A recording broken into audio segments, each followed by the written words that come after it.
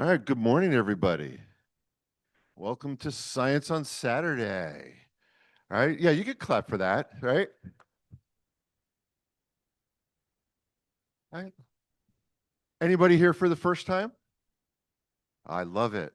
So, for those of you here for the first time, we've been doing this for more than 40 years. And as you can see, we are surrounded by science curious, science loving people. There's another 40, 50, almost 60 people from all over the world on Zoom right now. My name is Andrew Zwicker. I have the tremendous privilege of being the host. I'm the head of public engagement workforce development here. A couple of housekeeping things, and then we'll jump right in. Um, of course, I come every single time to get bagels. I don't know about you. And every single time there are no bagels left, no donuts left. You are a ravenous audience. That seems clear. Hope you're enjoying the coffee. Um, we have for those of you who are here, we have microphones. We sort of switched it up a little bit a couple weeks ago. Microphones here. So after the talk, if you want to queue up in either of the microphones, if for whatever reason you'd prefer not to come down, we'll have another microphone roaming. For those of you listening on Zoom, I'll monitor the chat and we'll make sure if you put your questions in the chat to get them to our speaker. I am not going to read all of that. But Laura Berzak Hopkins is a plasma physicist. She's the Associate Laboratory Director for Strategy and Partnerships and Deputy Chief Research Officer here. I figured, given as you know, it's the 75th anniversary of the laboratory, who better to ask but someone who is, she's actually looks pretty good for someone who's 75 years old. Been here since 1955. But you can see she has been a graduate student here, worked at Lawrence Livermore, doing a variety of different things around modeling simulation. She served as a scientific advisor in US Congress, done policy. She's a fellow of the American Physical Society, has her doctorate degree from here, undergraduate from Dartmouth, and an enduring passion for communicating science to diverse audiences, and is a proud New Jersey native. Would you please welcome Laura Berzak Hopkins?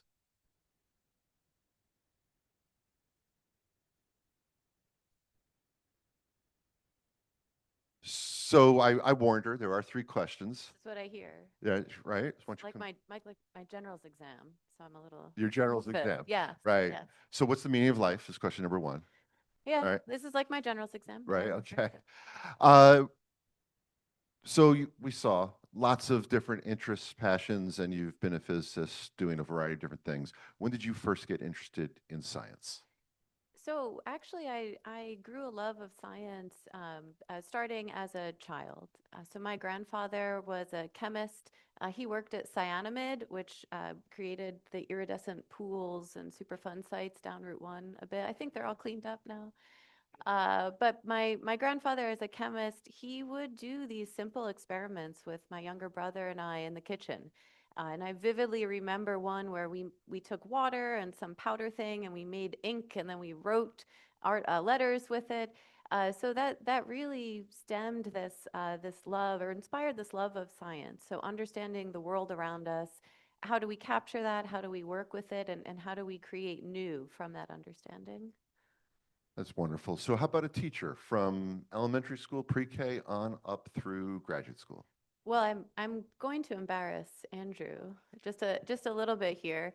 As an undergraduate student, I was up at Dartmouth, and I had an opportunity to do an undergraduate research internship, and I came here to PPL, and I had the privilege of working with Dr. Zwicker. We did a small scale tabletop experiment of a glow discharge. In fact, I still have a poster from some of the spectroscopy measurements that we made at the time, and that it was hugely influential. So the opportunity to be here at a national laboratory and exploring that scale of research, and then the opportunity to work with someone who was so generous with their time, but also a deep technical expert. That's part of what drew me to the DOE National Lab Complex. Thank you. Thank you. That's It's a little embarrassing, but thank you. it's really true. So, how about something that you do for fun, a hobby, anything besides science and research? I don't understand that question. So there's life outside of science? No. Okay, well, let's No. move on to the talk. So I do have, it turns out a scientist, also part of me as a person. Funny enough, I do DIY home repair, which is a mix of misery, pain, but also successful projects. And that it's been a lot of fun because as an experimentalist at heart and doing experimental work as a graduate student and as a research scientist, it turns out that if you can work with large-scale capacitor banks and mega amps of current, household electricity is pretty. It has dangers, to be clear, but you're pretty comfortable with how to work around those dangers. And if you can seal a vacuum vessel to ultra-high vacuum, household water pressure is not really a problem. So a lot of DIY home repair. So if anyone needs any home repair, you know where Yeah. to go. Oh, yeah. Well, thank you so much. The last question is, of course, the topic of your talk, which is tell us about the state of your field 75 years ago. So I guess we will jump right in. Let me stop sharing here so you can share.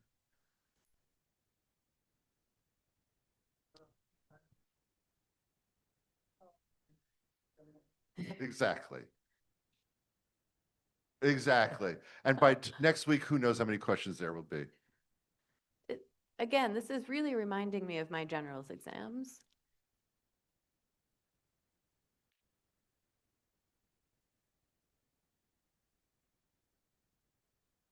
That you or me to hide. Hmm? There we go. Laura, Okay, the floor is yours. great. Thank you so much.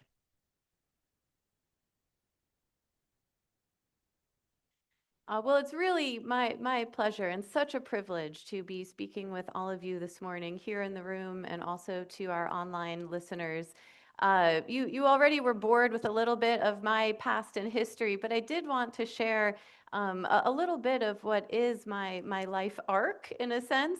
So I am from New Jersey. I did my graduate work here at Princeton Plasma Physics Laboratory.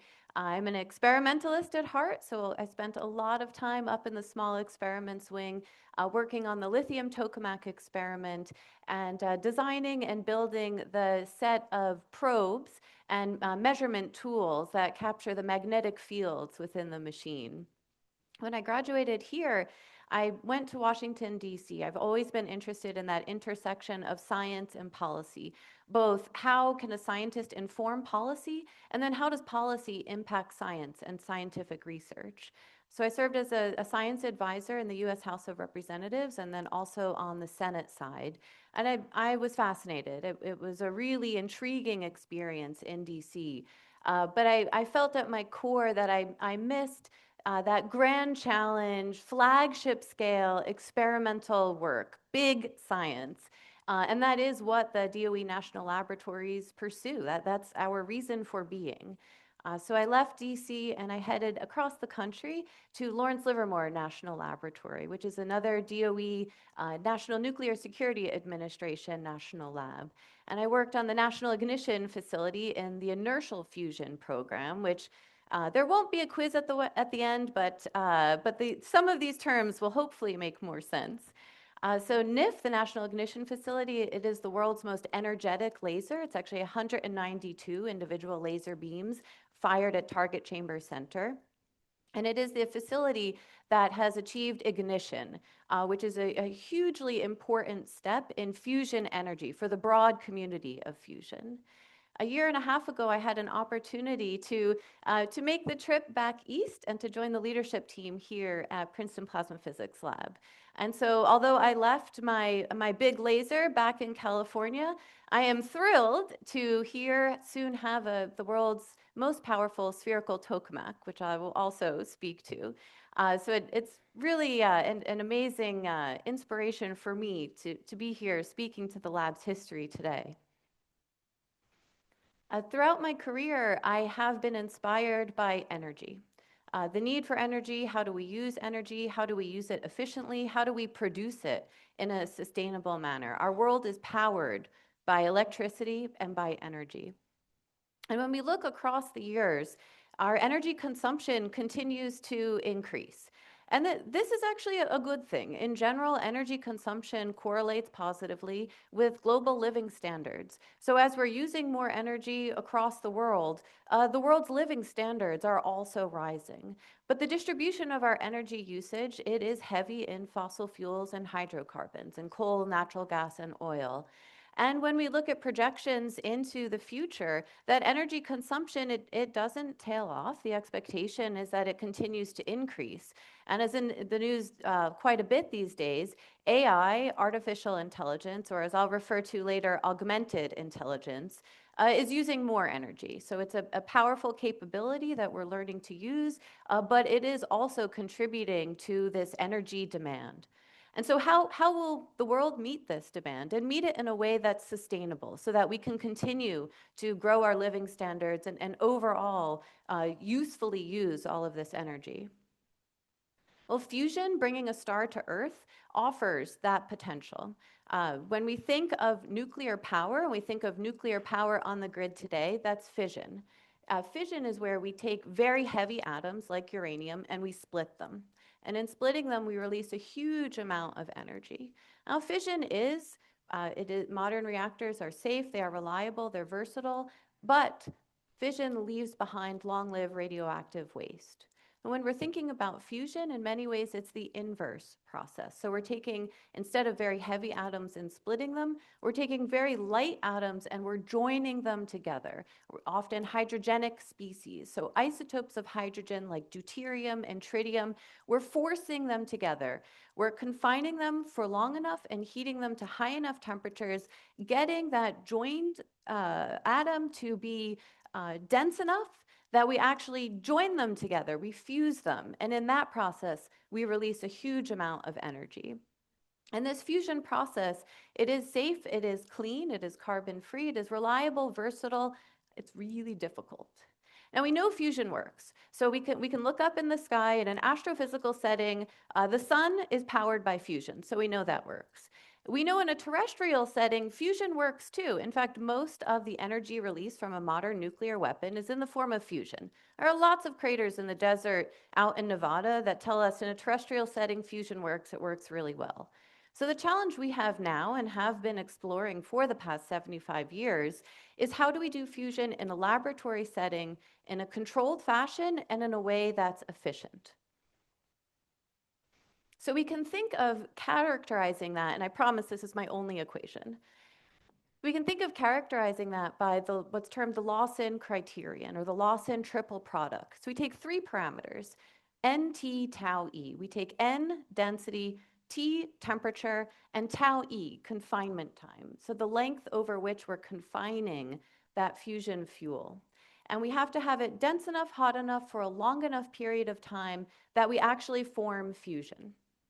And we're able to perform that in a laboratory setting with a variety of different means and mechanisms. So inertial confinement fusion, which is the work I was doing at Livermore at NIF, is where we use, for example, laser energy or pulsed power-driven energy, and we confine a very tiny amount of fuel at incredibly high temperatures for a very brief moment of time, in fact, faster than the blink of an eye.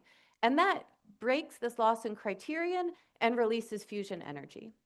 We can also use magnetic fields to confine in a magnetic bottle large volumes of the fusion fuel and then heat it and overcome this Lawson criterion. And we can use these magnetic fields in different magnetic topologies, magnetic geometries, confining this large amount of fusion fuel. And we can do that in a tokamak shape, which is a donut shape. We can do it in a spherical tokamak shape, which is more like a cored apple, and we can do that in a stellarator shape, and hold that term in mind, stellarator shape. So these different forms of magnetic confinement can also give us high enough densities, high enough temperatures for long enough periods of time that we can achieve fusion. So I want to point out, though, I'm talking a lot about fusion, but we're not the Princeton Fusion Laboratory. We are the Princeton Plasma Physics Laboratory. And so where does plasma come in? Well, the form of fusion fuel is plasma. It's too hot to be confined with any type of physical structure. It takes this form of plasma. And what is plasma? So plasma is the fourth state of matter. So if we have a solid, let's take an ice cube. We can add a lot of energy in the form of heat to it, and we convert that solid to a liquid. And now it's a new state of matter, liquid. It responds differently to physical forces. We can take that liquid water and we keep adding more heat, energy to it, and it becomes a gas. So now we have this gas. Well, if we keep adding heat, energy into that gas, we actually rip off electrons from the atoms and it starts to conduct electricity. And so now it's a gas that conducts electricity. It responds very differently to physical forces, and that's a plasma. It's a highly complex, collective behaving state of matter, and it makes up over 99% of our visible universe. We don't tend to think about it because we can't interact with it, but plasma is all around us. In fact, well, we might not have fluorescent light bulbs here, trying to be efficient, but fluorescent light bulbs, what's inside, what's glowing, that's a plasma. Neon signs that are in Atlantic City and Las Vegas and elsewhere, that's a plasma. Lightning, the aurora borealis, in fact, most of the solar system at outer space is in the form of plasma. So it's all around us, and it is the complex form of matter, and it's the form that the fusion fuel takes. So who are we here? We are PPPL, we are the Princeton Plasma Physics Laboratory, and we're one of the 17 US Department of Energy national laboratories. Over our history, we've been managed by Princeton University, so we are separate, but a very important partnership and longstanding partnership with Princeton University. Today, we have around 700 lab employees, and we sit here on 90 acres on Princeton University's Forrestal campus. And what is our product? We're not a commercial enterprise, but what is our product? Knowledge. And how do we capture that knowledge product? Well, in many ways, including in our research publications, where we're bringing that knowledge and capability to the community. And we have more than 300 annual research publications.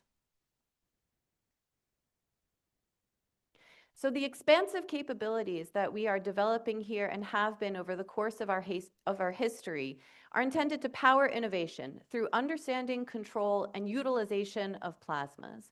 And those holistic integrated capabilities take a variety of forms. Foundational theory and the code development, so the computational tools that capture that ever-increasing understanding of theory, a range of experimental facilities, the hardware to run high-performance computing calculations, physical infrastructure, including cryogenics, vacuum systems, power, water, and something that's critically important is our highly skilled workforce. Though a hammer is a great tool, but it's a paperweight if I don't know how to use it and I don't have someone who's trained in using it and using it appropriately, properly. And so our highly skilled workforce is a critical component that really both develops and utilizes all of these different innovations and new capabilities. So there's power in our purpose and power in our people. And I'm pleased to speak to you today about an illustrious past that the laboratory has had that brings us to a strong and reinvigorated present.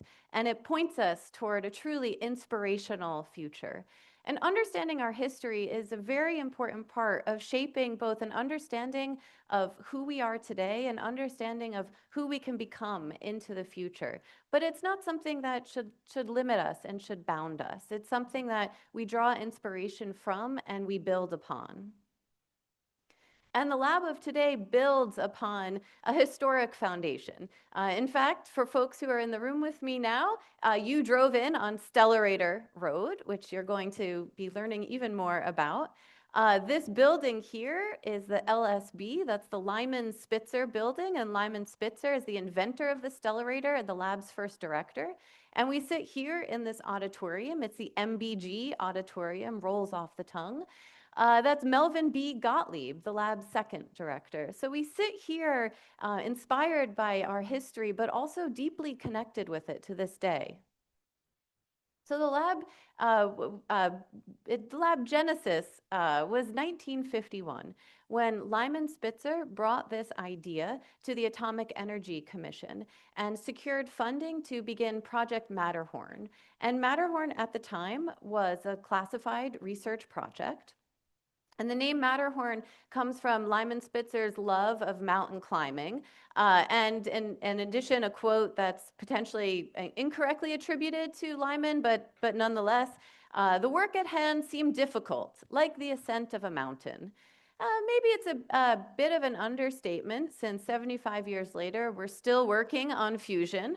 But there's certainly an accuracy to it. It has been challenging.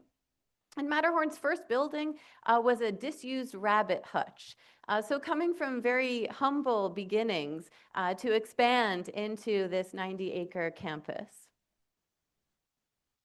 And Matterhorn was not alone. So Matterhorn was part of a broad nationwide effort that at the time was termed Project Sherwood. And Project Sherwood across the nation was looking to explore this new understanding of the nuclear processes, the process of the nucleus, and how can we utilize this for energy purposes. It was at Los Alamos with, I had to put this picture here because this name is incredible. I kid you not, the machine was called Perhapsatron. And the quote was, perhaps it would work, perhaps it wouldn't. I I love it. It's good. Fusion scientists, we can be a bit too serious. I'm glad we can joke a bit. So that was a toroidal pinch concept, which is a blend of that inertial fusion and magnetic fusion, and part of Project Sherwood and located at Los Alamos. Livermore, my former laboratory, was also pursuing controlled fusion concepts. Toy Top was Livermore's first machine. That was a magnetic mirror, so using magnetic fields, but instead of that toroidal geometry, a linear geometry. And then we were here as Project Matterhorn within this Project Sherwood context, and our exploration was in stellarators. So an important date is 1958. So 1958 was the second international conference on the peaceful uses of atomic energy. This is a critically important moment in time because it was the moment when the world came together and decided to divert the power of the atom from warlike purposes into the service of peace. And I think it's an important question that we can and must grapple with is how are we making good on that vision today?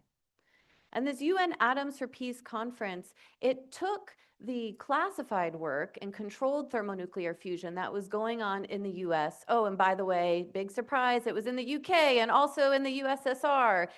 So a pretty poorly kept secret, but nonetheless, research that was going on behind the curtain, under the scenes. And that limits collaboration, it limits exchange of ideas, and it limits working together to solve this grand challenge. So in 1958, UN Atoms for Peace, the cloak was revealed on US, UK, USSR, and other national efforts in controlled fusion. And it really brought fusion as an energy source into the public awareness. And I also want to emphasize an important component that Matterhorn here, we actually brought what you see in the lower image may look familiar. I can't confirm it's exactly literally the same one, but it's certainly the same design and concept. This is the B2 stellarator. So it's in the racetrack style, which means it's long. But you can think of a stellarator as, instead of having just a donut-shaped plasma, even though this looks sort of like a long kind of donut, it's more like a cruller. It's twisted on the inside. And so the B2 stellarator was brought to the UN Atoms for Peace conference and exhibited there. And really the concept of a stellarator was introduced to the world at that moment in time. So throughout the 1950s and 60s, this laboratory pursued stellarator confinement. So you'll recall its density, its temperature, and its confinement time that are three crucial parameters to achieving fusion. So here we were exploring how to utilize this new magnetic bottle called a stellarator in order to form plasma, to confine plasma, and to heat plasma. And we were exploring in a series of different machines. You can see the timeline there, exploring a figure-8 geometry where quite literally the tube was shaped like a giant 8. and the racetrack geometry, which is B2, which is sitting out in the lobby and also was exhibited at the Atoms for Peace conference. So exploring different machines and steadily growing them in physical size over time. So B2, you can see, is out in the lobby. Model A, the very first stellarator, it sat on something like a large conference table in scale, and then culminating in the Model C stellarator, which is a racetrack configuration and is a large facility. But in 1968, the tokamak stampede was set off. So in 1968, Soviet scientists announced that the USSR T3 tokamak, which instead of having that cruller twisted shape of plasma is more like a donut shape, that machine had achieved 10 million degrees centigrade in terms of temperature. That's hugely important. It was far higher than any other machine had been able to achieve at the time, and it's starting to reach actually solar temperatures. So this is hugely important moment. Of course, there was skepticism. And so a team of UK scientists headed out to the Soviet Union and actually brought a series of diagnostics, measurement tools and techniques in order to not just say, hey, it looks hot, but let's actually measure this and get a temperature on it. And they confirmed that, yes, T3 was performing with these levels of temperature. And this was an incredible moment in time, this international co-opetition, so a blend of collaboration and competition. And so in 4 months, the PPL team converted the Model C stellarator into the symmetrical tokamak, ST. And from there, led to a series of different tokamaks that operated here on site, and really culminating in PLT, Princeton Large Torus. And every race likes a new winner. So PLT was able to both meet that 10 million degrees centigrade T3 temperature and exceed it, around 60 million degrees centigrade. And so from there, that work, it was not just Edisonian trying things out and seeing what works. There's a great aphorism that Edison didn't invent the light bulb. He invented 300 means not to make a light bulb, and then the 301st was a light bulb. Well, fusion is far too complicated for that. So we have so many free parameters. There's no means that we can just explore it all. So even with each of these different machines that I'm highlighting here, each of these machines was specifically testing a hypothesis and either proving it or disproving it, developing the diagnostic, the measurement techniques and technologies in order to take detailed information of how the plasma was performing. And then from there, improving our theory. So the plasmas are beyond F equals ma. Thank you, Newton. Plasmas are even more complicated. And so this type of experimental integration with theory, and then as time moves forward, integration with computational tools is a critical part of the overall knowledge base and capability that's being developed through this series of machines. So building from the PLT temperature results, the PPL team began to design, construct, and then in 1982 began operating TFTR, the tokamak fusion test reactor. This was an extremely large-scale machine. So you can see the folks here in the picture for scale size. So if you recall back to the Model A stellarator, which was sort of large conference table size, a B2 stellarator, which is out in the lobby, and now here we are at TFTR, which is a huge machine, multi-meters. And TFTR had an incredible inspirational record-setting career. So in 1993, TFTR became the first machine in the world to operate with deuterium and tritium. Now, I mentioned right at the beginning that our fusion fuel are these hydrogenic species, but machines can operate with pure hydrogen and pure deuterium in order to study many of the physical processes that are critically important. Tritium adds an additional complexity. It is a radioactive material, although it has a short half-life and it's water soluble. So if you're exposed to tritium, you drink some beer or juice and move on with the day. But it's nonetheless, it is radioactive, and so it does need to, despite my dismissiveness, it needs to be treated with care. And so operating with tritium opens a new host of challenges. So machines had not operated with tritium until TFTR. And so in 1993, based on the previous successful decade of operations and really demonstrating confinement and heating performance on the machine first, TFTR then introduced tritium. And from there, a series of records in terms of plasma performance, confinement, and heating resulted, including the shot heard round the world in 1994, which was when 10.7 megawatts of fusion energy was produced. And then a new high temperature record in 1995, 510 million degrees C. So for a period of time out in the backyard here was the solar system's hottest place. A pretty incredible set of records. The challenge is that as you think about fusion, it's important that we understand the processes and the control, and we develop the tools in a laboratory setting.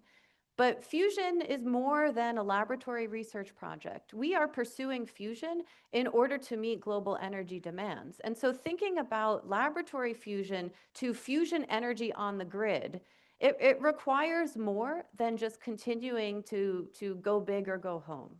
And the laboratory recognized that. And so in thinking about what comes next after TFTR, the laboratory began to explore what are the other innovations that are needed in plasma control and performance and heating space in order to make fusion more than a research project, but a viable energy source. And in exploring the range of different terms that go into fusion as an energy source, confinement quality pops up to the top as a huge lever arm that needs to be controlled in order to produce fusion and produce it efficiently. And so innovations in that confinement became a focus for the laboratory. And in 1999 and throughout the early 2000s, the laboratory explored what's termed a spherical tokamak. So NSTX, the National Spherical Torus Experiment, operated in our backyard here until 2011. And NSTX explored an ST configuration, so spherical tokamak. So tokamak, a standard tokamak, is more like a donut shape. A spherical tokamak takes that shape and it compacts it up so that it's a more compact style. You can see the center of the plasma donut shrinks quite a bit, and you can think of it as taking the geometry of a cored apple. So I had trouble finding a good image of an apple with its core removed, but if you'll bear with me, picture that lovely apple there, removing the core. Unfortunately, Dee Dee told me there aren't apples outside, but next time, donuts and apples. So the cored apple. And so not only is this more compact, but it actually changes how the plasma performs in this configuration. And you can see that by these black lines which swirl. They look quite different between tokamak and between an ST. And that makes the plasma more confined, more efficient. So NSTX achieved record plasma pressures, record beta conditions. And plasma pressure is a combination of density and temperatures. And so based on the result of NSTX, the lab continued beyond 2011 to push these boundaries and pursue innovative solutions to confinement. And I term this as really nurturing the seeds of the future. So where we stand today, these are the seeds that were planted throughout the 2010s and start of the 2020s. So it's both understanding the performance of the spherical tokamak. The laboratory upgraded NSTXU, but the center column was damaged and has gone through a recovery process that we're soon to complete this year. The laboratory also pursued a compact stellarator configuration, so really combining the compact results from NSTX with the lab's history and stellarator, but that proved too complex to build and was not completed. The laboratory has also pursued liquid metals. So understanding how to improve plasma performance with the presence of liquid metals, it changes how the plasma interacts with the solid wall. And it also provides an opportunity to protect that wall from the incredibly hot plasma particles. Keeping in mind that, again, fusion is not good enough to just do in the laboratory. We need to be able to do it repeatedly, reliably in a plant type of setting, and that means the materials around the plasma must survive. And throughout the decade here, we are developing the theory and computational tools that deepen our understanding of how the plasma performs in these different environments and how do we control the plasma more efficiently and with a higher degree of accuracy.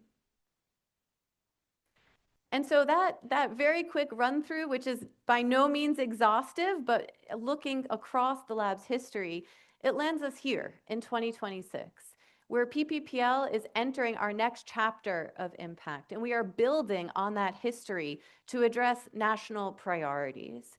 And we're addressing that through an integrated toolkit: theory, computation, experiment. And the experiments take the form of the physical device itself, but also the measurement tools and techniques to understand what's happening inside that physical device.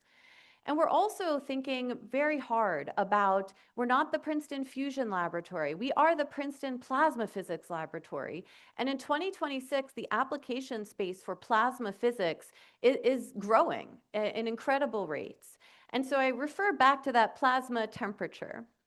So at the very highest ends of plasma temperature, the laboratory is resolving gaps in knowledge and capabilities to enable a fusion pilot plant. At a little bit lower temperature, we continue to build foundational understanding to capture astrophysical phenomena. Most of outer space is in the plasma state. And then at a lower temperature, although low temperatures bring on new words. I drove in, it was 1 degree this morning. So low temperature for plasma, we are delivering paradigm shifts to advance this next generation of microelectronics and industrial processes.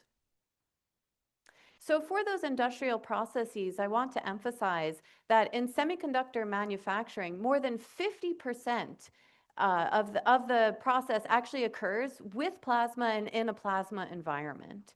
So this is an area of increased emphasis for the laboratory and a really exciting moment to be applying the tools, knowledge, diagnostics, capabilities in our skilled workforce into this area of mission impact. So linking plasma theory, simulation, and diagnostics, all to enable future atomic scale precision processing, and seeking to initiate a new generation, next generation, of nanofabrication and characterization through this control of low temperature plasmas. And when we think about in that middle zone of temperature and we think about astrophysical environments, the laboratory is also exploring how do we better understand and capture foundational phenomena that are occurring out in the universe and that are fascinating to observe, like the aurora, but also have very real impact. So with every solar coronal mass ejection that the sun experiences, we have beautiful aurora here on Earth, which is incredible, but we also cause impact and sometimes very detrimental effects to the growing constellation of satellites, GPS systems, Starlink, Wi-Fi communications. So it's critically important that we understand those coronal flares, solar flares, the processes that are driving those solar flares, and then how is that magnetic field actually transiting particles and power through to the Earth's magnetosphere. And so FLARE is a new facility here at the lab. It achieved first plasma just last March and has already, through its initial 9 months of operation, generated very exciting, novel conditions in astrophysical related environments here in a laboratory setting.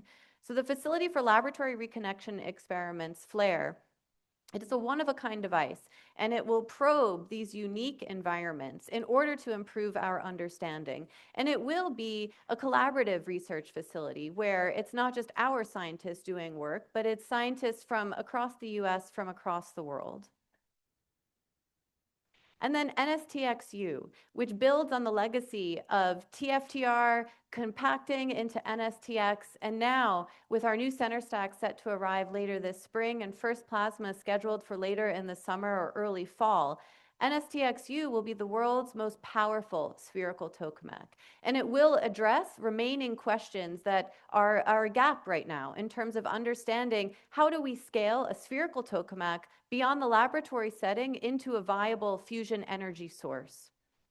So NSTXU will generate high pressure, so that combination of density and temperature plasmas, with less energy and at lower costs. And it too will be a worldwide user facility. accessing unique conditions of plasma space relevant to fusion environments for our scientists here and also scientists across the US and around the world.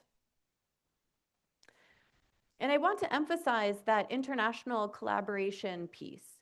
So Project Matterhorn did not exist alone, did not exist in a vacuum. Project Matterhorn was part of a nationwide Project Sherwood effort, and in fact was part of a global race to fusion. And that persists to this day, both in terms of thinking of fusion as a global race and also in terms of the laboratory's emphasis on international collaboration. And our teams of researchers work on facilities across the world where we are accessing different regimes of physics, of parameter space for plasma performance. We're testing our diagnostics, we're testing our theory, we're improving our knowledge, and we're also building scientific diplomatic efforts. We're building relationships with scientists around the world. I want to, in particular, mention our ITER collaborations. So ITER is an important part of the work that we do here. It's an important part of the global fusion efforts. It will be the world's largest scientific experiment, standing something of order 30 meters high. It represents 34 different member country participation. The US is an important participant, and it's an important component of the work that we do here at PPPL. ITER will be the world's largest magnetic tokamak configuration, and it will address questions that remain in terms of how do we confine, how do we heat, and how do we understand the plasma response in order to take, again, fusion from the laboratory into the pilot plant setting. And increasingly, we are also working with a robust and diverse and growing array of private companies. So the private fusion as an industry is expanding at a rapid rate. We see 50 companies across the world and counting, and it's capitalized at more than $10 billion. And so in addition to those types of collaborations with other public research institutions that I mentioned on the prior slide, including ITER, PPPL is also collaborating and working with a range of different private companies. And it's not just tokamak companies, it's not just stellarator companies. It's a broad array of companies that are asking questions about how do I measure the plasma performance in my fusion test device? How do I understand the performance? How do I capture it in theory and in design, digital design and compute space in order to understand what's working well, what's not, and how do I build from here? And so this robust partnership is an increasingly important part of the work that we do here, bringing our tools and capabilities to the broader environment. And in fact, an effort we have underway is envisioning the former TFTR test cell as FIRTH, which is our third director of the laboratory, and we backronymed it. So FIRTH, F-U-R-T-H, Fusion Research and Technology Hub. And so conceptualizing this existing space that we have here on site in order to enable public-private partnerships, and all geared toward accelerating the timeline of fusion on the grid. And now to this mix of robust tools, capabilities, expert workforce, and knowledge overall, we are crafting a new tool for our fusion toolkit, our proverbial toolkit, and that's AI. And our artificial intelligence, it's in the news, et cetera. I think it's very important we think of this as augmented intelligence. AI is not useful without highly validated, trusted, vetted inputs. And it's also not useful unless we have an expert workforce who can interpret the outputs. So AI is not the answer, but AI has this potential to be a critical enabling tool. And integrated with the data that we have here on site already, the data that we will be generating with our codes and the simulated data and our expert workforce, this is an incredible new tool to add into our mix to accelerate that timeline to fusion on the grid. And it's an area that PPPL is leaning heavily into and driving the community forward. So over the past 75 years, there have been a series of really generational experimental accomplishments, achievements, these experimental milestones that have been demonstrated in the laboratory and are predicated on our theory and computation and diagnostic techniques. And you'll see a number of familiar names now of different machines that I've mentioned. And of course, the machines themselves don't actually generate results. It's all of the people, skills, tools, capabilities that make that happen. And global community has been stepping steadily toward making fusion in the laboratory and then crossing those rainbow bounds, which are that combination of density, temperature, and confinement time together in order to actually achieve fusion in the laboratory, fusion efficiently, to have fusion as an energy source on our grid. But we're not there yet. Incredible progress, and you can see we're progressing ever closer. But significant scientific and technical challenges remain. And PPPL is delivering the capabilities to the broad community in order to realize that promise of fusion. And so we stand here today building on an illustrious past here at the laboratory. And we are firmly implanted on a strong and exciting moment in time. And we look ahead toward a transformational and inspirational future. As you drove in today, you saw the construction of our new building. That's the Princeton Plasma Innovation Center. And I've mentioned Firth as the former TFTR test cell. We have FLARE. We are also bringing NSTXU online this summer. We are expanding into low temperature plasma science, and we continue to push into astrophysical science and understanding the performance of the cosmos and the behavior in the cosmos. So we're both literally and proverbially, literally opening doors with the construction, but proverbially opening doors to transformational research capabilities, referring to our North Star of plasma physics and looking to address gaps in knowledge, capabilities in order to bring fusion to the grid and to bring new plasma science and technology. And so I'll pause here and happy to take questions, and thank you very much for your time this morning.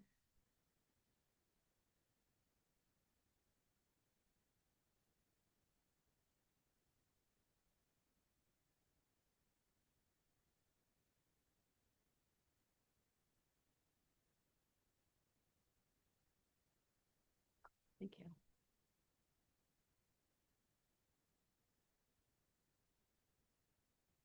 So just a reminder, we've got microphones on both aisles, and there's another microphone that is roaming around. So go ahead. Oh, yeah. Both microphones are off. Sorry.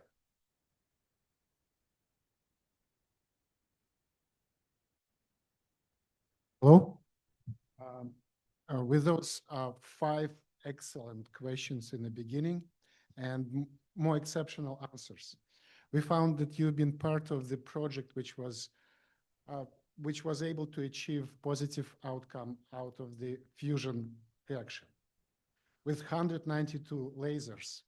So my first question, if I may, is why we cannot do something like this, like 12 cylinder engine and fire all those like multiple array of the those 192 lasers and so on and produce energy? Yes, thank you. A great question. So in inertial confinement fusion space, it's quite there. Everything in fusion is a trade-off. And so in inertial fusion space, although you're delivering huge amounts of energy to the target, in order to actually have that energy converted to useful kinetic energy of your infalling fuel, so your fuel is in a spherical shape, you drive it inward and it compresses in a spherical shape. And the most efficient usage of that energy is to have a completely symmetric compression like that. In order to have that efficient conversion of laser energy into fusion energy, you need a very symmetric source of laser light around the target. And so that's the motivation to have so many different lasers, is that it actually, they're fired at a number of different highly designed and calibrated angles in order to produce this very symmetrical compression. But in inertial fusion, the concept of thinking about fusion energy on the grid has a distinct feature from magnetic fusion. So in magnetic fusion, we're often thinking of steady state production of fusion energy, where essentially the plasma is on and we are heating it and it is producing fusion energy consistently that we are capturing. In inertial fusion energy, the overall concept is more like a combustion engine, where it's a repetition rated system. So you have a target with your fuel, you fire lasers or pulse power energy onto it, form fusion reactions, capture that energy, put in another target, fire your system, fusion reactions, capture energy. So it is this repetition rated system. So it's still, the work is still continuous on this? Yes. Hi. If I can just start with a comment, if no one ever builds a fusion power plant, this lab is a tremendous success. I'd like to acknowledge that Andrew and Dee Dee informed us of the existence of the SULI program, which you went to. My son went to ORNL, to the neutron spallation facility, Wonderful. and he's never coming back. We forgive you. My question is, his PhD advisor is Stephen Zinkel, who's written on fusion energy.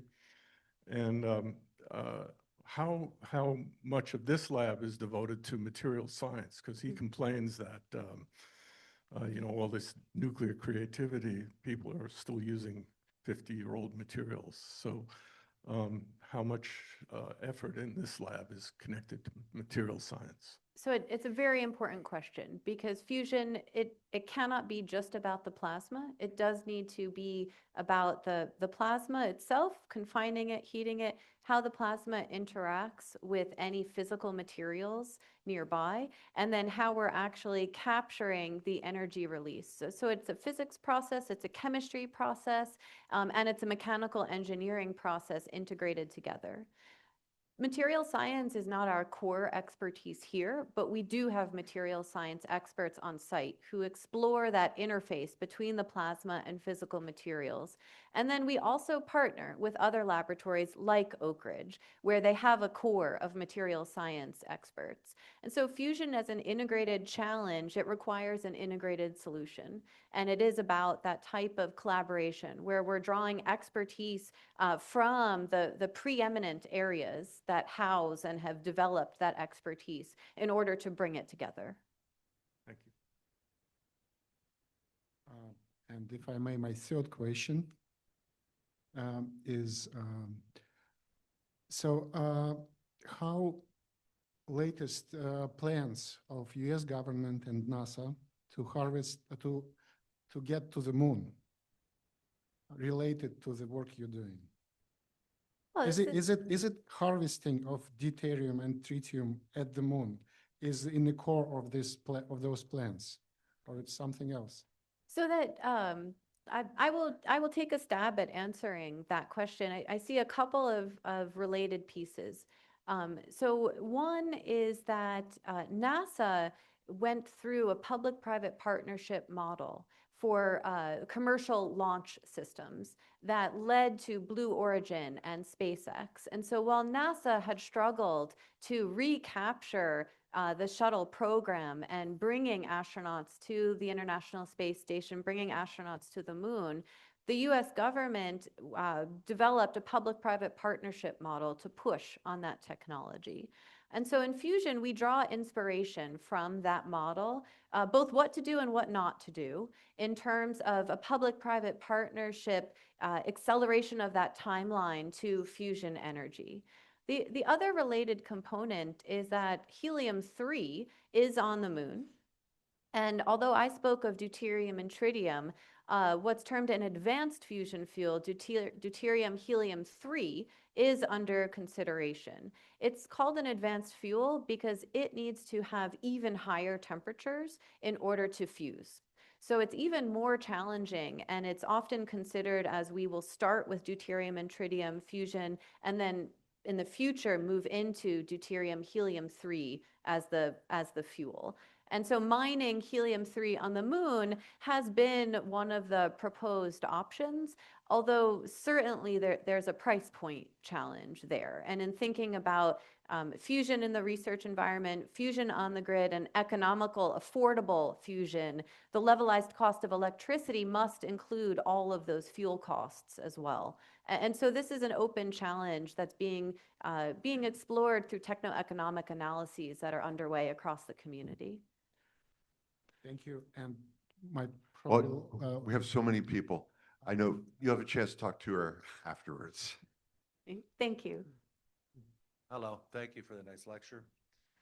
I wanted to ask you about containment and the old days, maybe you had a coal plant or a nuclear plant, it takes a while to heat up, it takes a while to cool down. Mhm. These things are on for a long time, so if you have a containment of this hot material, what happens when you turn the power off? Is there still heat still around, or does it go away right away? And how long is it on? These are great questions. So how long is it on? As long as we can keep it on, essentially. So it would ideally, a fusion plant in magnetic fusion would operate over the course of many months. And probably the overall balance of plant concept of operations that are under development look at many months of operation, followed by maintenance periods, and then many months of operation. So similar in terms of how coal and fission plants operate now, with this cycle of on and maintenance. The other thought that has been explored in balance of plant concepts is having paired devices. And so you would operate one device, and then you would take that one down and bring up the other one, and then operate that one while you're doing the maintenance on this one, and alternate them, particularly if you have to do any type of significant wall exchanges. So if your wall is damaged by the neutrons and the other particles being released from the fusion reaction. So in terms of so there are a variety of concepts that are under exploration and will require detailed investigation for what's economical. The other thought in mind is in terms of how hot do things get. And there are two ways to think of it. There's both radioactive hot, and then there's physical temperature hot. So the thermal distribution cools rapidly. Plasma is not particularly hot in the sense that we think of hot versus cold. When we think of plasma temperature, we don't even generally use Celsius Fahrenheit units. We often use electron volt units, which is a unit of energy. Plasmas are very diffuse systems. So the particle energy is how we think, the particle velocity, how fast are the particles moving in the plasma is what we consider the temperature. So the thermal distribution and the thermal loading is potentially not significantly high, except where the plasma releases exhaust. And that's incredibly high. And so there's a large body of work to understand how does the plasma exhaust its hot particles, its fast particles, what damage does that cause? Our laboratory is exploring liquid metals in particular in order to control the damage of materials and distribute that heat flux around. Oh, you're going to stump me on that one. Off the top of my head, I don't know. West and East, so West is in the south of France, East is in China, and they have both reached long pulse operations, which I'm going to get a kick in my email from one of my research staff, but I think it's in between 10 and 20 minutes at this point. Wow. Okay, so 3 quick things. One, Lawrence Livermore Labs. Ah, I just came from California about a month ago. oh, great. And yeah, I was just right there for 40 Wonderful. 40 years. Okay, second of all, you're an awesome science educator. Love. Thank you so much. Thank you. Yeah. Thank you.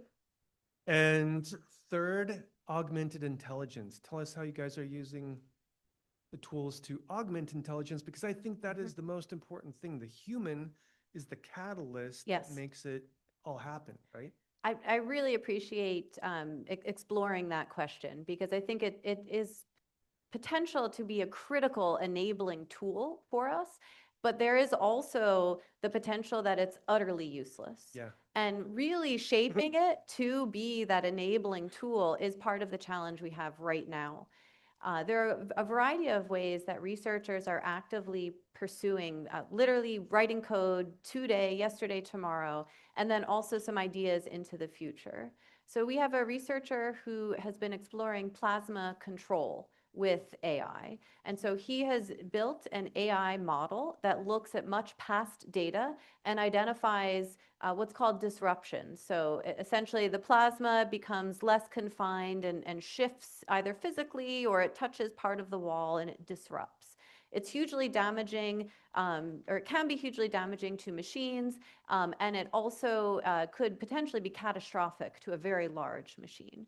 So his work has been looking at how can we actually predict disruptions and how with that prediction could we actually control in advance the plasma currents to prevent a disruption.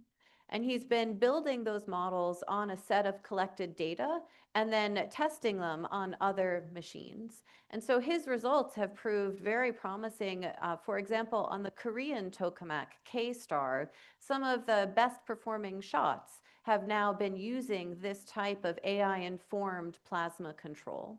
So that type of real-time performance prediction and resulting control, it's something that can't happen in a human timescale, but can happen in a computer timescale. So that's one that's particularly exciting.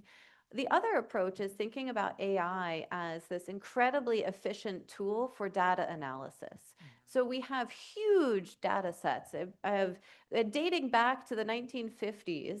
There are enormous measured plasma conditions. So bits and bytes, voltages, currents, magnetic fields. And no human can properly dig into that robust set of data and make use of it. And so as we think about exploring previous data sets and collecting new data sets, having an AI tool that allows us to rapidly scan the parameter space and ensemble of information and identify new trends, new insights, and then how can we capture that and use it to inform what we do next. So that type of depth of data mining and analysis and ensemble of data assessment is something that's outside a human scale, but well suited for an AI scale. The other way I'll say is thinking about AI in an overall operational concept. So humans are incredibly innovative, but we're not super efficient with different processes. And so how do we actually use this to streamline our different processes, which is an important part of how do we bring researchers to the laboratory? How do we install a diagnostic? So that type of AI in an operational context is also an area that's very exciting. Awesome. Thank you so much. There's a student stuck in the middle in the back who wants to ask a question. Wait. I have one question. What's your general thoughts about string theory? And two, how do magnetic fields play a role in plasma physics? Oh, well, I like one of those questions less the other one. I was supposed to give the test, not the other way around. So I am not well versed in string theory. So I am just going to completely punt on your first question. It's a great question, but I'm not the right person to answer it. But your second question on magnetic fields, it's a crucial part. So a gas doesn't respond to a magnetic field, but a plasma does. And that's one of the core distinguishing characteristics between a gaseous state of matter and a plasma state of matter. And so because a plasma responds to magnetic fields, we can design magnetic fields such that we actually confine the plasma inside of it. So instead of using a physical bottle, we can design magnetic fields to have a magnetic bottle where the plasma stays inside because it's responding to those magnetic fields. And so that is a key part of how we are designing tokamaks, spherical tokamaks, and stellarators. They all require that specially designed and shaped set of magnetic fields. Has anyone ever tried to do any research on using Earth's magnetic field? Oh, also a great question. Thank you. So Earth's magnetic field is actually rather small. And so it can be a term that computational tools take into account in terms of thinking about how will the overall magnetic fields respond. But the magnetic fields that we have in, say, a tokamak are much, much stronger. And so it's a small term. But we do take into account Earth's magnetic fields in the different space plasma calculations that we do. So when we're capturing solar flare performance in, for example, our flare machine, and thinking about how does that respond in Earth's magnetosphere, it's absolutely a critical term that's part of the overall equation. Thank you. So I'm actually new to this whole field. I only read about it yesterday because my son is here as well. Great. So I'm Thank just you. curious. So in your presentation, you talked about the whole, the hottest 510 million degrees. It's a physical attribute. And so when I look at, again, I'm using logic, so maybe stupid question, I'm not sure. But when I look at the sun, it's actually a natural fusion. Mhm. And it's already protected because of the gravitational force and it keeps everything, right? So my curiosity here is like, as we're building these tools here, at what point do you think that we're gonna be like, oh, we can't replicate it, or some materials not there? Do we have like that understanding that, you know, certain risk is gonna be coming at some point? Do we have a good understanding of that? So because the safety kind of like, because there's no material around it. So I'm trying to understand like, oh, so you're using a lot of materials. At what point we break that we cannot do it anymore? Yes, so it's a great question. I'm going to push on necessity is the mother of invention, and there is no challenge that is insurmountable. But we need time, we need resources, we need expert tools and people in order to solve those. So I am confident that we will have fusion and that we will have it on the grid, but I can't tell you what day, what year that will happen. So fusion is a nuclear process. And then there are a variety of ways that we can generate fusion as a process. So the sun generates fusion through its gravitational confinement, which certainly we can't replicate here on Earth. A nuclear weapon generates fusion from explosive compression. When we think about fusion as an energy source, we can think about lasers and we can think about magnetic fields and external heating sources. But then we also need to think about all of the other infrastructure around it. So the high heat flux materials that will be needed, the different types of blanket components that will sit outside of a fusion pilot plant that will help breed fuel and capture the neutron energy that's produced. So there remains significant scientific and technology challenges. There's a reason that I can't go to PSENG right now and click, hey, I'd like the fusion source. It's really hard. We don't know how to do it yet in a way that is economical and viable for grid scale electricity production. But we do know how to do fusion in multiple different settings. And essentially every day we are getting closer to controlling and understanding and controlling that plasma enough that we can do it in a pilot plant setting. So Laura, that question and your answer is perfect to get to one of the questions from Zoom, which is, please comment on the risk to the future of fusion research and the public's perception of science in general from the claims of many of the fusion startup companies that they will achieve a working fusion power plant in a decade. Oh, yes. By a former PPL employee. Um, Thank you so much for that question. Next. So that in many ways, that is a key question that myself and many others in the field are grappling with. There's absolutely room for valid optimism and excitement in the private sector. And so that is well-founded. And as a plasma scientist, it's incredibly exciting to see all of this external interest. What we see that external interest being manifested with these private companies is that there are new dollars, there are new people, and there's new data coming into the mix. And all of that is really a huge positive for the field as a whole. But with that does come the challenge, as the question points out, that there is a distinction between a research proposal and set of research milestones and an investor pitch deck. Those are different things for different audiences. And that's something that is an important question for us as a fusion community to navigate. We are progressively getting closer and closer to fusion energy in an electricity production sense. I don't know. I don't have a crystal ball or some type of magic 8 ball that tells me, yes, 2040, 2030, yesterday.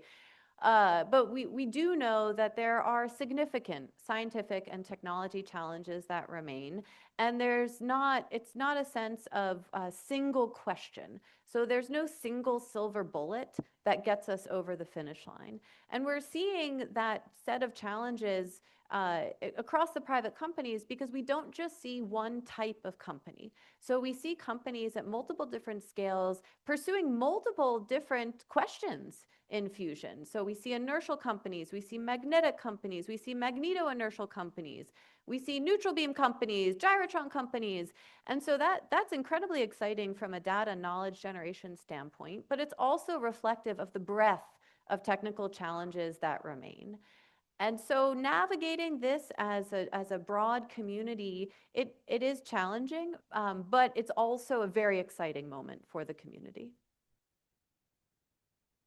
Seems like every couple of decades somebody talks about cold fusion. Is that theory been debunked, or is there still a valid input of more research in that needs to be done? Oh, put me on the spot here. So much of the claims for results from cold fusion have been disproven as measurement of something else, as opposed to an actual cold fusion reaction. There is a process termed muon catalyzed fusion, which is under research, under pursuit, that would fall into a related category of science. But it is rather nascent in terms of understanding all of the mechanisms behind the process. So from where we sit right now, the fusion timeline does not have cold fusion on it, but never say never. I'm a scientist not because I know everything, but because I'm excited to learn all of the stuff I don't know.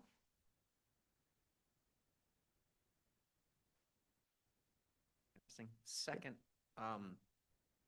the plan for extracting energy from fusion is the same as everything else: boil water, spin a turbine. Is fusion going to need, will a fusion power plant need a giant cooling tower like that in fission? Oh, great question. Yes. Okay. But a little bit more nuance.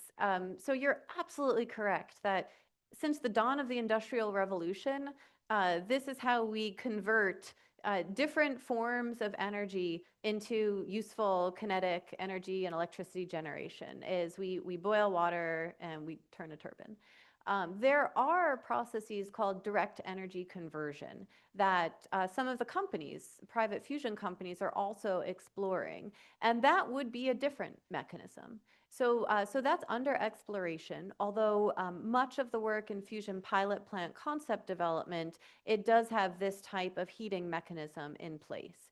And so likely the plant infrastructure that would be around a fusion plant, it could take similar forms to what's around a fission plant today. And in fact, some of the private fusion companies are working with different grid operators and utilities on siting considerations at retiring nuclear plants and even retiring coal plants, which also have much of the same cooling infrastructure. And so working with these utilities grid operators on retiring plants and thinking of using that existing infrastructure to site a future fusion plant. Thank you. Hi, thank you for the presentation. I just have two quick questions. The first one, it was mentioned in your presentation and one of the Zoom questions. There's been growing interest from the private sector for working in the fusion space, whether it's companies like Theia or Commonwealth, the venture capital firms funding them. My question was based on your background working with members of Congress as an advisor, and how the federal government's helped increased demand for the commercialization of electric vehicles. What do you think is the most important thing that the federal government and policymakers can do to help accelerate interest in fusion and the development of private companies in the space? Yes, so a great question. And something that, for me, I have always been fascinated with this intersection of science and policy. And that is right in that sweet spot of how do we think about government regulations and policy as informing and enabling the science. So I do think when we look through the arc of fusion history and development, including much at this laboratory, it is shaped by budget profiles. So I didn't mention dollars in my presentation this morning, but without doubt, that is a driving force behind the scenes. And as we look at an ebb and flow of different research activities across the world, it correlates with research dollars. So what we see right now in a global landscape is we see China investing 2 to 3 billion US dollar equivalents each year in their fusion program. And what do we see? We see extensive development of infrastructure in inertial fusion, in magnetic fusion, in diagnostics in China. So that's one area where it's a little bit of a too easy answer, give me money. But that's part of the truth of it, is that in order to pursue a grand challenge like this, which I'm absolutely firmly convinced is worth it, there needs to be the resourcing behind it. So that's one aspect, is really standing up, identifying this as a priority and resourcing it as a priority. The other aspect is thinking about how do we really ready the US grid and US communities to welcome fusion. So fusion, we have an opportunity to redefine our entire electricity landscape.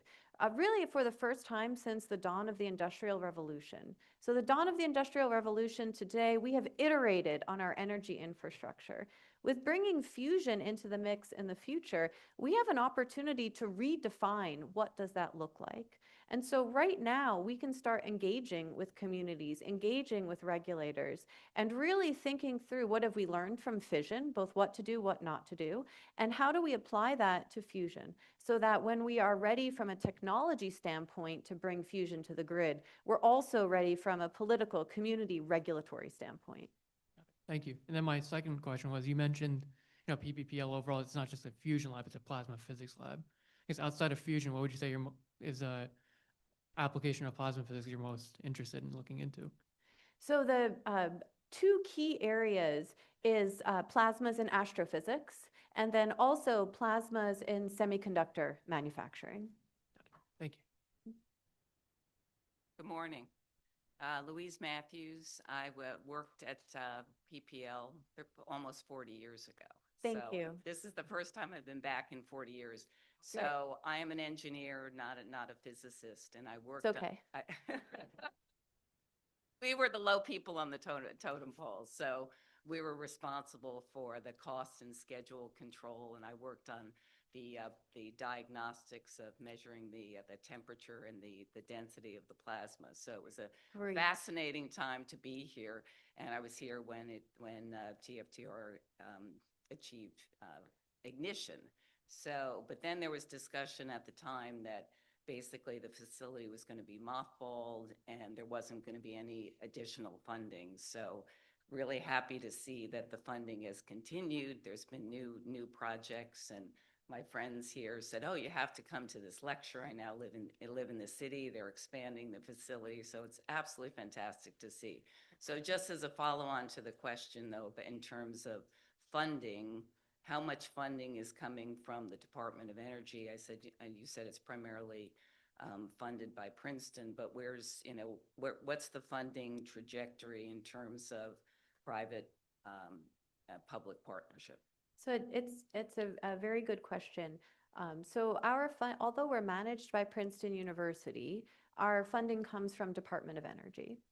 So we are considered an FFRDC, a federally funded research and development center, and that's true for all 17 of the Department of Energy national laboratories. So our funding draws from the DOE Office of Science, and then within Office of Science is Fusion Energy Sciences. And so that is the bulk of where the lab's funding comes from today. as we look at expanding our impact in different plasma science and technology areas, we're also working with other Department of Energy offices in order to access resourcing from those offices. And increasingly, we're working with private companies as well in the microelectronics space and also in the fusion space, as well as in some of the space. And so that the work with private companies is a small component of our current funding profile, but I'm excited to pursue different means and mechanisms to continue to increase that. And our annual funding at the laboratory now is around $200 million. Thank you. What is missing from physics simulations that would keep you from being able to simulate some of these giant experiments end to end? Oh, so many things. Yes, so for how incredible our simulation capabilities are, they are nonetheless only representative of physical reality. And so one of the challenges is multiple different spatial scales and temporal scales. So when we look at a plasma, for example, turbulence occurs, and there's both an ion temperature gradient and an electron temperature gradient, and they're at very different space and time scales. And our simulations often can't capture the resolution needed at one space and time scale and also at a larger space and time scale. And as we think about integrating from plasma and combining it with the material science, we make that problem even more difficult. And so that ability for our computational tools to capture multi-scale modeling in a way that has enough fidelity, enough accuracy at the very tiny in order to capture the bulk phenomena is one of the challenges. So is that a chaos problem or a computational complexity problem? It's a computational complexity problem. Mhm. Laura, there's a question in the back in the aisle. Vivian? Hello, this is on. I have two quick comments and one simple question. One, your presentation was extremely informational, educational, and very well done. Thank you so much. Thank you. Thank you. Don't applaud yet, because I want to congratulate you on having the good sense to come back to New Jersey. My parents say the same thing, so. Right, and they're right. Basic science that I should know. We know the temperature of the sun. We know the temperature of the corona. We know that you reached 510 million degrees. How do we determine that? Yes. So the diagnostics, the measurement tools and techniques are a critical part of the experiment. So making plasma is good, it's a necessary step, but it's not necessary and sufficient. So we need to have these different tools and techniques that we term diagnostics that actually give us measurements of what's happening in the plasma.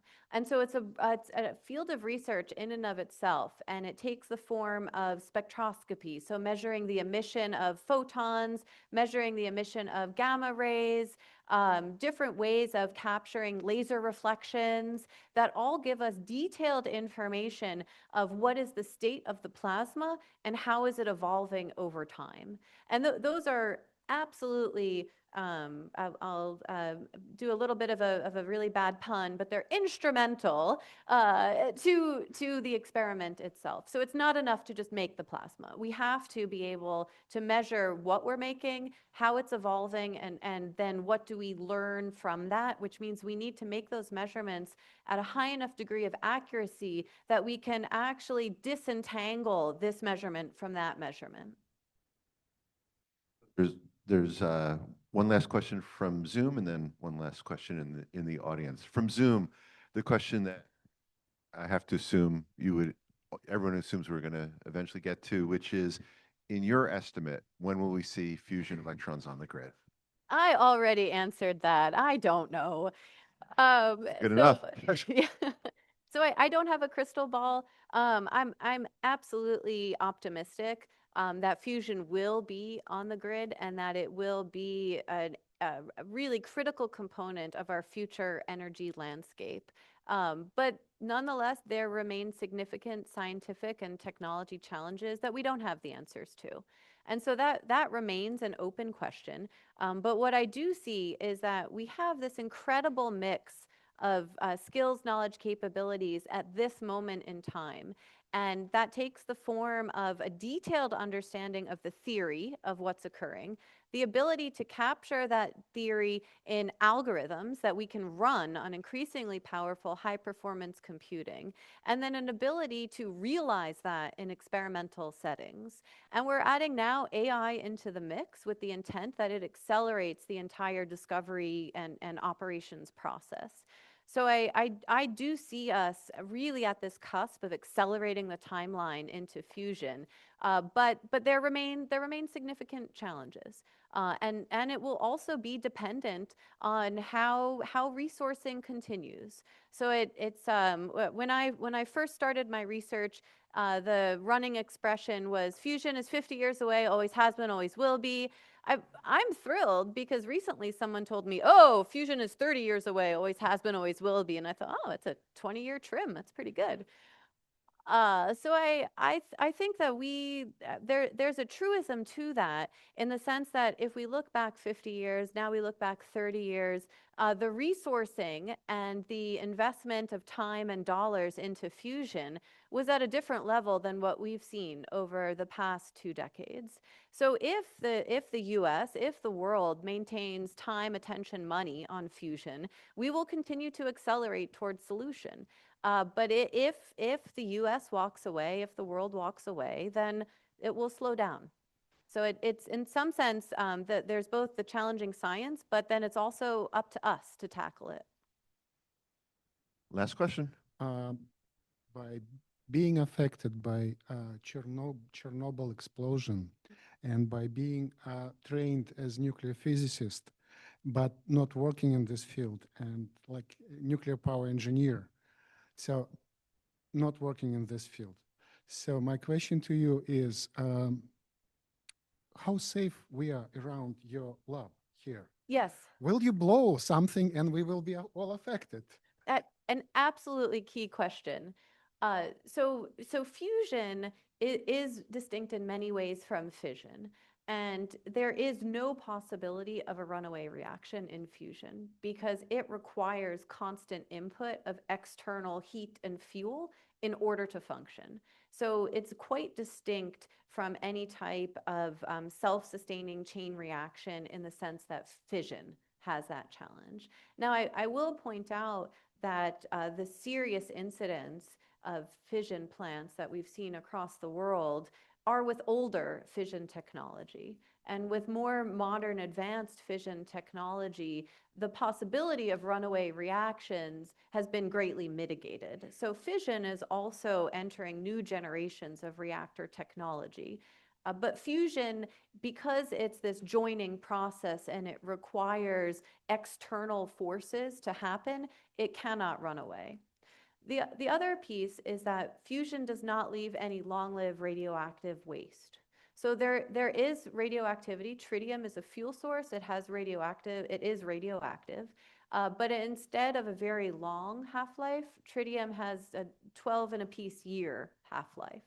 So the radiation cooling time of a fusion plant is in a human time scale, instead of a millennial type of time scale, as is the fission byproducts. So from a runaway sense and from a radioactive waste sense, fusion is quite safe. And then here at PPL, we operate under very intense safety protocols. So that is an important part of our mission here. So safety is not our mission. Our mission is to deliver advanced capabilities in plasma science. But safety is absolutely a crucial tool for how we effectively deliver that advanced science. And so here at the laboratory, we have a broad range of safety protocols in order to assure that our staff remain safe and that any community remains safe. Although please don't go through the woods. That's bad. And if we could thank Dr. Berzak Hopkins one more time. Thank you so much. Thank you for this opportunity.